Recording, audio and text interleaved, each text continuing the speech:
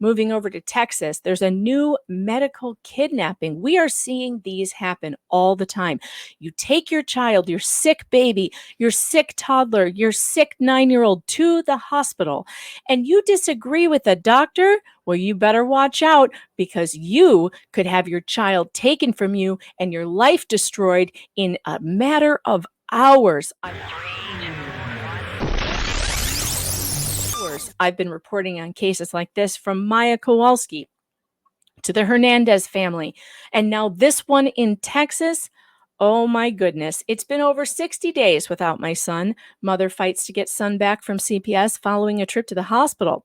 This is by Maria Guerrero. She is writing at MSN.com. So this has actually hit the mainstream press, which is very rare for a case like this to actually go onto the mainstream press before I get my hands on it. So that's good news for the family. Let me read you a portion of this. A North Texas mother claims that a trip to Children's Medical Health Center in Dallas spiraled into a Child Protective Services investigation. Jocelyn Sanders says she's overcoming a spinal cord injury that threatened her dream of becoming a mother and temporarily confining her to a wheelchair, only to suffer the greatest loss of her life: custody of her joyful, observant character of a son, Josiah. Sanders and her father are going head-to-head with CPS in a Denton County courtroom on Wednesday morning. That was yesterday. Just to be able to give birth to my son naturally is a blessing in itself. For somebody to come and rip him from my arms unwarranted is very disheartening, and it's been over 60 days without my son, she said during a press conference Tuesday morning. I don't know what else to do but cry out for help. Sanders has been without her 2-year-old son since before Christmas after an encounter with doctors at Children's Dallas. Sanders says her son's primary care provider directed her to Children's specifically for blood work related to contact dermatitis rash that the child had recently developed. The blood work was to determine whether sepsis had set in, according to the mother. Sanders claims that she is being punished for objecting to her son receiving the antibiotic clindamycin and leaving the hospital against medical advice. She left the hospital but took her son to their pediatrician to get different medication, which she did get and administer to the child. Mom says, as somebody who graduated from UNT in the top 10% of her class, she was able to thoroughly research the medication for over 7 hours and concluded she did not want her son to receive that medication. Have you noticed there's a common thread here that medical professional parents are targeted by doctors who don't like being called out on their shit? That's really what this is about. Doctors don't like being questioned by parents who have medical expertise. And when they are questioned, what do? They stick the child abuse pediatricians on you. I believe the physician at the time was maybe a little bit offended at me for pushing back and I guess questioning her authority of her knowledge, said Sanders. That wasn't the case at all. I just wanted the best for my son, and I believed that particular antibiotic was not best for my son. She says the doctor verbalized concerns over the toddler's size and whether he was malnourished, which Mom says is not true. Again, with the failure to thrive, they always use this. You heard it when I was investigating the Hernandez case and I pulled up that child abuse pediatrician that took baby Emma away from her parents. He is obsessed with malnutrition and also obesity in children. That was Dr. Pena, if you remember him in Georgia. Dr. Pena, it was, if they're too skinny, you take them, it's abuse. And if they're too fat, it's abuse and you take them. This guy is unbelievable. You can't make him happy. He's that like that nursery rhyme, Jack Sprat could eat no fat, his wife could eat no lean. There's no in between with this guy. And this is how a lot of child abuse pediatricians are. To a hammer, everything's a nail. And that's how they behave. Like Dr. Sally Smith in the Maya Kowalski case. Whenever I say Sally Smith, I usually hit this button because that's how I feel about her.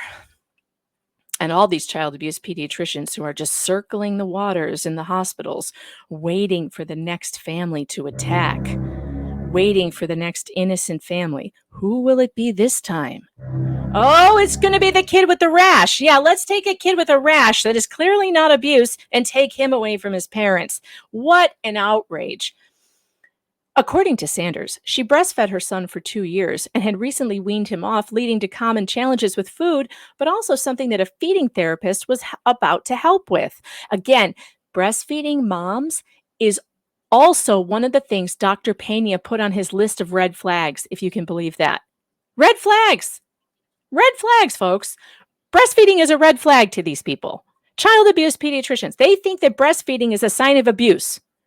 I am not overspeaking it when I tell you this. We already went over Dr. Pena's live. He did a YouTube, whatchamacallit? What do you call it?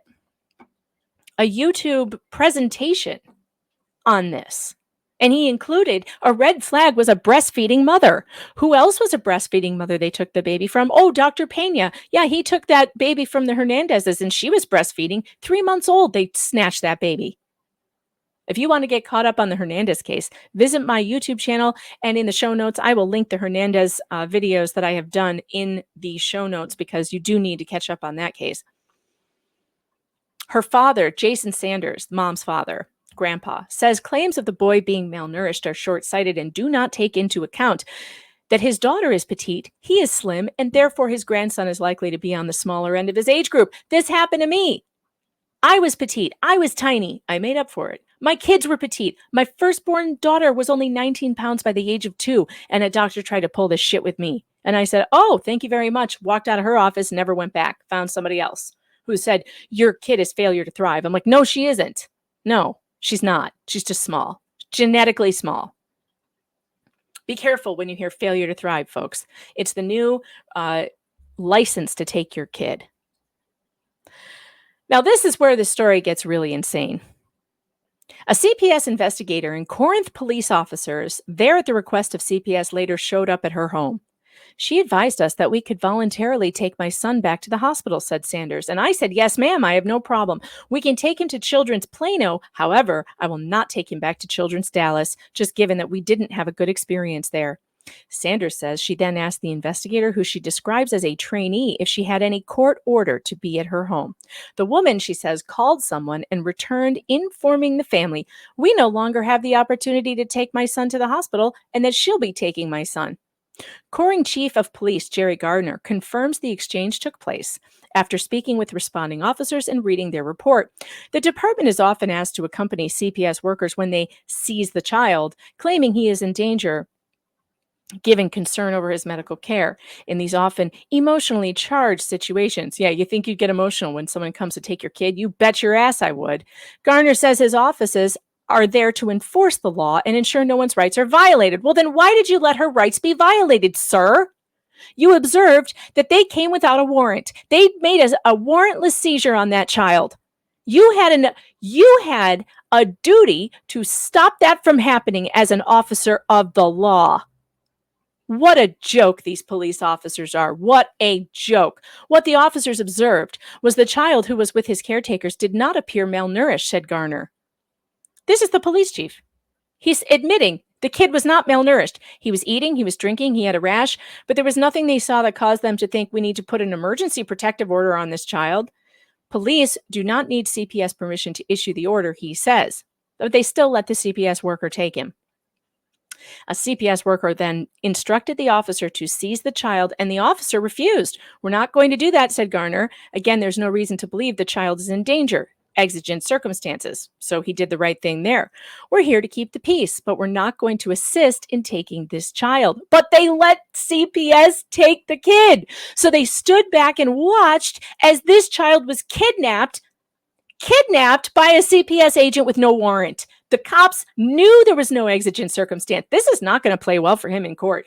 The subsequent lawsuit, I got to get Sean McMillan on this case. I got to tell him about this. The subsequent lawsuit is going to be huge. And these words that he gave to the press are going to backfire on him big time. He knew there was no exigent circumstances. He knew he needed a warrant, and he assisted in a kidnapping. Damn, sir. Damn. And then he goes on to say, NBC5 asked the police chief why, if the CPS worker removed the child without a court order and his officers indicated any concern over his welfare, his removal would not essentially rise to the level of a kidnapping. I don't think it's a kidnapping, he replied. Oh my God, where's my clown music? What do I have here? What do you mean you don't think it's a kidnapping? What are you? An idiot sandwich. Oh my God. I think you're talking more about a civil situation than you are a kidnapping. Had officers observed that CPS was going to do something dangerous with the child, well, then obviously they would have been obliged to act and prevent that from happening. But taking a child to a doctor doesn't qualify as something dangerous for the child. Are you freaking kidding me? Seriously, are you freaking kidding me? What are you? An idiot sandwich. You know what's dangerous for a child who's not being abused? It's dangerous to take that child into foster care. That's what's dangerous. Because they're 60% more likely to be abused in foster care than they are in their homes. So how dare this police officer say there was no danger in letting CPS remove a child from the custody of his parents when they have a constitutional 14th Amendment right to parent their child? Damn, sir. This is not going to play. I can't wait to show this to attorney Sean McMillan, who he might want to go and get his license in Texas over this one. Anyway, you can read the rest of the story linked in the show notes below. If I keep reading it, we're just going to be talking about this the entire time because, man, this is getting me worked up. But I have to move on to the other stories that we have for today. But go and read the rest of that, and please share it with your friends through social media. Get that story trending because that is some serious injustice. Serious injustice.